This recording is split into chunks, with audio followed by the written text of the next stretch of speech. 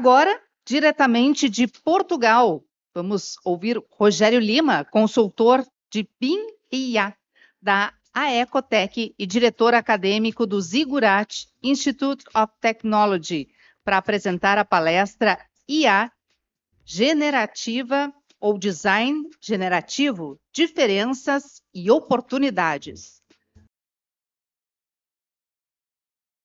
Estamos todos lhe Olá. ouvindo, o senhor nos escuta, nos enxerga? Boa tarde. Sim, tudo ótimo. Como vocês estão?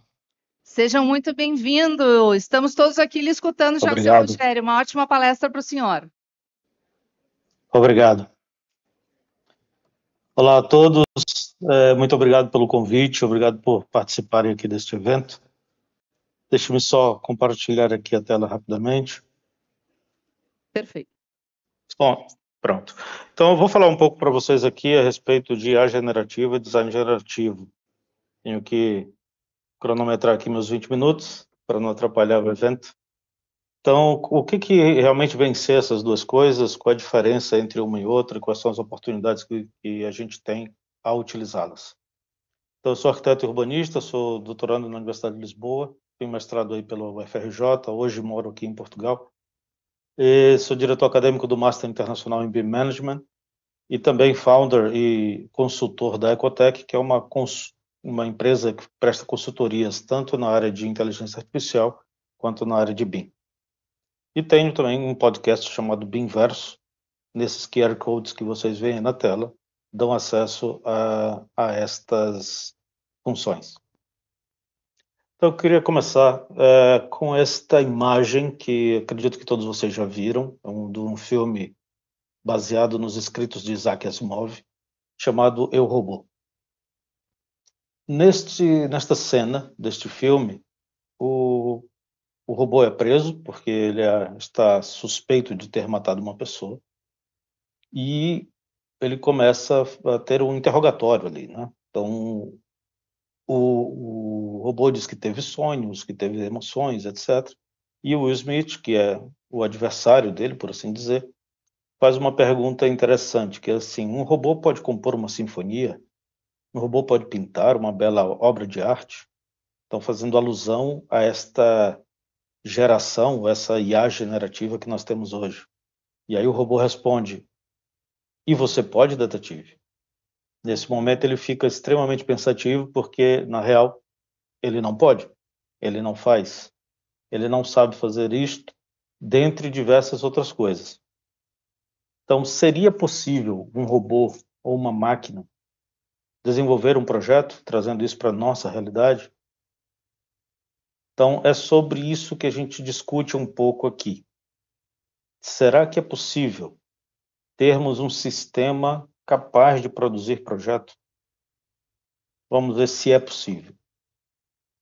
Primeira coisa que a gente tem que saber é que hoje já existe um rol de conceitos que de alguma forma nos complica a mente, né? Que é, por exemplo, design computacional, design generativo, design paramétrico, design algoritmo, captura de realidade, realidade aumentada, realidade virtual, realidade mista, BIM, SIM, digital twins, IA, enfim. Se a gente for aqui destrinchar cada uma delas, para além delas terem sobreposições, em muitas delas há sobreposições, há uma sopa de letrinhas ali que às vezes nos deixa não só muito confusos, mas também para fins de implementação, para fins de investimento nessa área, traz também um complicador. Para onde que eu vou? O que é exatamente cada uma delas? Como eu posso investir isso? Será que é isso tudo mesmo? Ou isso aqui tem uma repetição e, na verdade, eu só preciso de duas delas? O que é tudo isso? Então, sim, há muita sobreposição, sim, há muita repetição quando a gente olha para esses termos, porque isso foi desenvolvendo ao longo de muito tempo e é natural que, aos poucos, alguns termos comecem a cair no desuso, enquanto outros começam a ter evidência e a se consolidar no mercado. Aconteceu isso com o BIM, por exemplo, que hoje a gente já está acostumado a ouvir, Building Information Modeling, modelagem da informação na construção, mas durante muito tempo, desde quando surge esse termo, lá em 75, com o Eastman, não surge o conceito, perdão, não surge esse termo. Ele começa com uma outra nomenclatura. E só com o passar do tempo, que aos poucos os teóricos e o próprio mercado vai ajustando até chegar no que a gente entende hoje como BIM.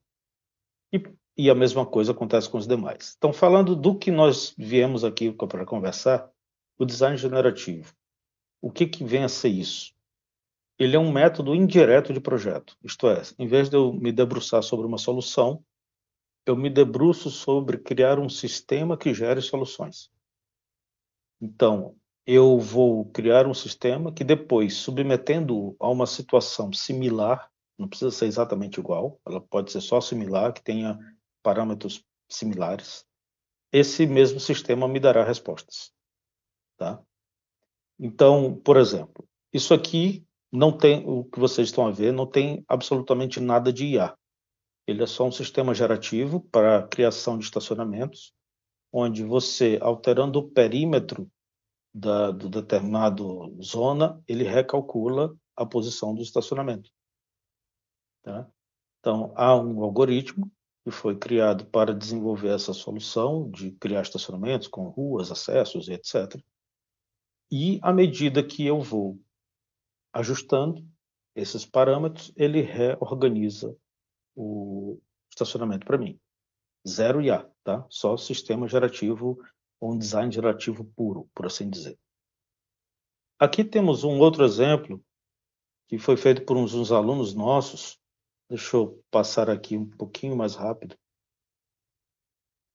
para não perdermos tanto tempo. Eles fizeram isso que vocês estão vendo, que é uma programação visual, e essa programação visual dá origem a um edifício, que é esse edifício que vocês estão a ver aí na frente. Então, todo ele feito por programação, sem IA, só programação pura e crua, usando o Grasshopper, nesse caso, ligado a ArchiCAD.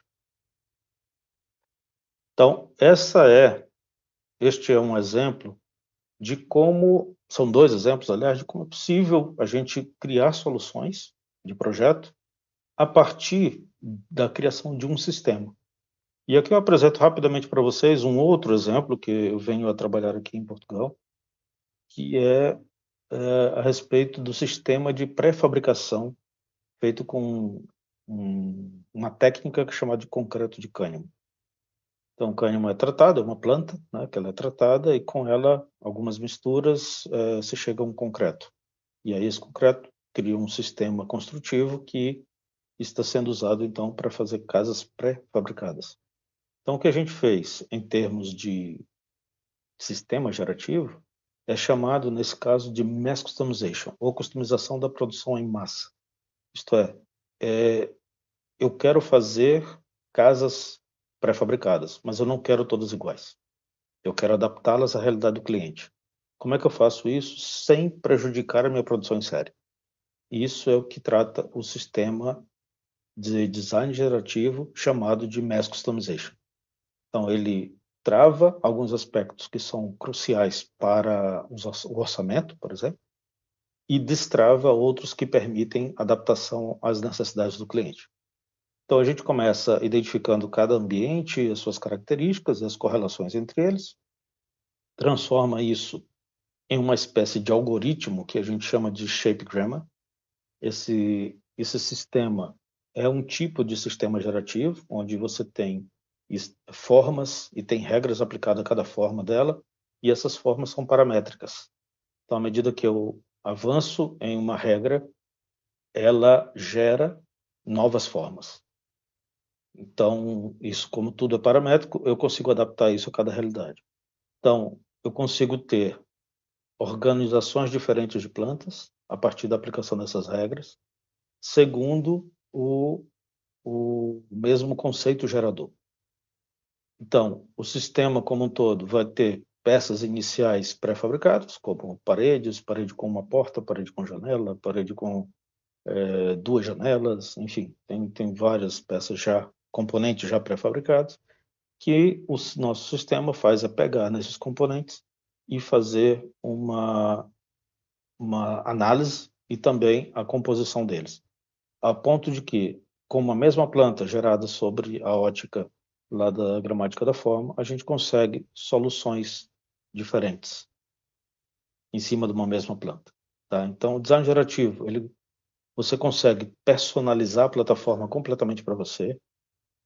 Você tem muito controle do resultado. Você sabe exatamente para que caminho você quer que ele conduza. Precisa de conhecimento de programação, como é óbvio, né? Isso aqui foi desenvolvido do zero.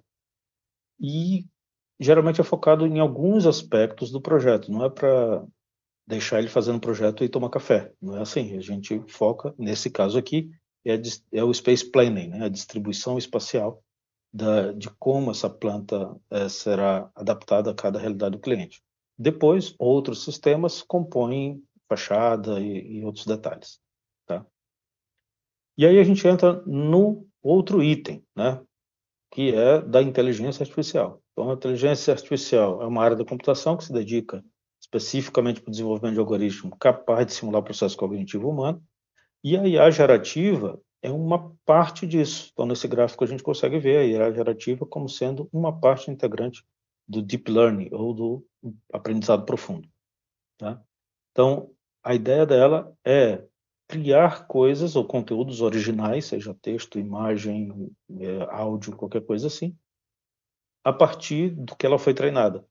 Então, eu treino com várias obras do Picasso, depois eu posso pedir a ela que faça uma arte similar à do Picasso, ela consegue gerar. Então, eu treino e depois solicito que seja gerada. Então, existem vários tipos de modelos de IA gerativa, que são alguns deles, o GANs, Generative Large Models, o RNN, enfim, diversos outros modelos de IA que ao longo do tempo vem crescendo muito, e vocês certamente estão acompanhando isso ao longo desses meses, como isso vem, né, tendo um crescimento exponencial. Por exemplo, a gente tem uma IA que é muito corriqueira, vamos dizer assim, já dentro do contexto da arquitetura, que é de renderização. Então, aqui eu tenho um edifício e eu faço uma exploração visual, uma exploração de design, utilizando um modelo de IA para render, que você consegue se comunicar com ela com linguagem natural. Né? Então, isso já é muito corriqueiro hoje nos escritórios. O objetivo maior não é nem tanto gerar um render, mas gerar uma exploração de solução que antes a pessoa ficaria de repente no Pinterest, vendo para onde poderia ir esse projeto, agora ele pode, a partir de uma linguagem natural, explorar soluções. Você tem também a possibilidade de, deixa eu só pular esse anúncio, peço desculpas, pronto. Tem a possibilidade de fazer edifícios também a partir dessa mesma lógica. Então, você tem como parametrizar cada apartamento e a partir essa aqui é uma plataforma pré-pronta chamada Spatio, você consegue desenvolver aos poucos o edifício, o conjunto de edifícios, sendo que isso tudo é gerado a partir de alguns parâmetros que você entrega, é gerado foto automático o restante. Tá? Permite ajustes, permite adaptações pontuais, então também é muito poderoso o que é possível fazer. Pular para o outro, para a gente não perder muito tempo. E esse aqui, que é a maior, diria, a maior plataforma atual, que é também baseado no design gerativo, chamado Architectures. Você define onde quer que seja feito o edifício, características desse edifício, dimensões, características do próprio apartamento em si, e quantidade de pavimentos, né, tipologia, coisas assim. E ele consegue, então, gerar para a gente soluções baseadas nessa prerrogativa que você deu. Então, aqui a pessoa está ainda configurando. Vou só passar um pouquinho para ser mais rápido. Depois de configurado, ele passa então a gerar, nesse caso gerando a arquitetura e as instalações.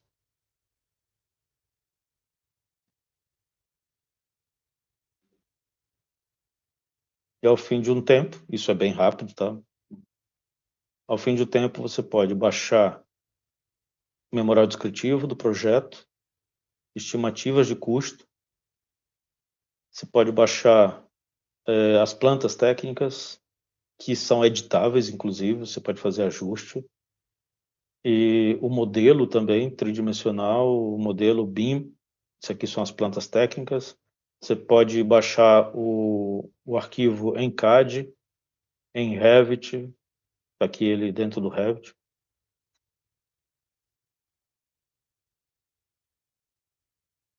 E todo editável. Então você pode fazer ajuste.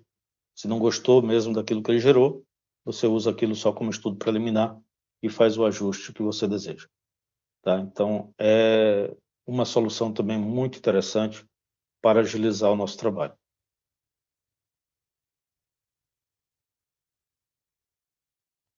Portanto, desculpas aqui.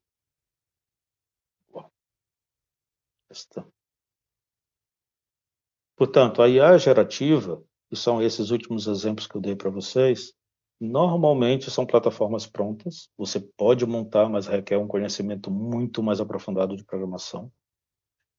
Os resultados trazem um pouco de incertezas, vamos dizer assim, porque chega a um ponto que o modelo de IA é uma caixa preta, em certos aspectos, você controla até certo ponto.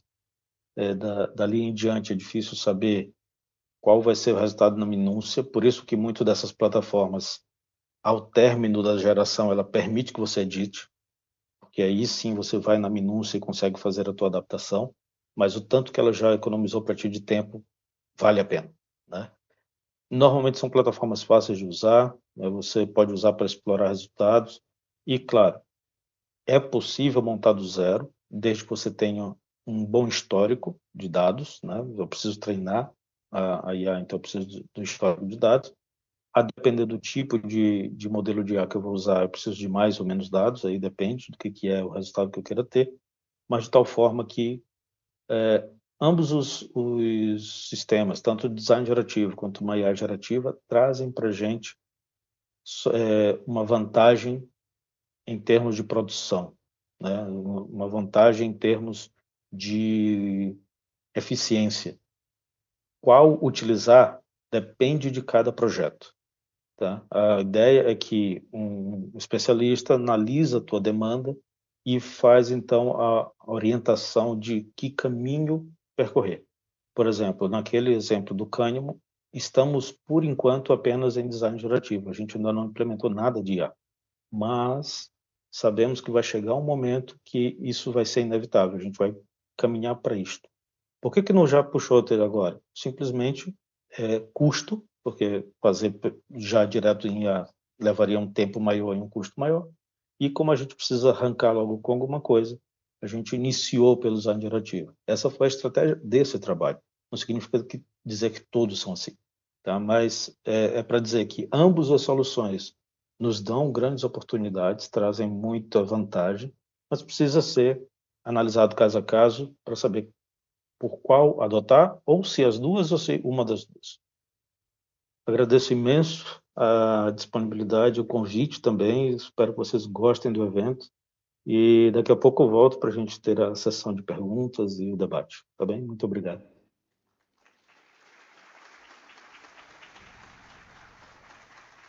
Obrigada, Rogério Lima, diretamente de Portugal, falou ao vivo aqui com a gente. Lembrando que as perguntas podem ser feitas pelo QR Code.